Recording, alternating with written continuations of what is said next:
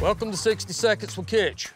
One call I get quite a lot from guys out in the field, they rent a machine and they say, hey, the drive head's only turning one direction. It's critically important when installing helical piles and anchors that the drive head be able to turn both ways. And usually they'll call and say, hey, something's wrong with this drive head. It'll only turn one way. It's not the drive head, it's the excavator.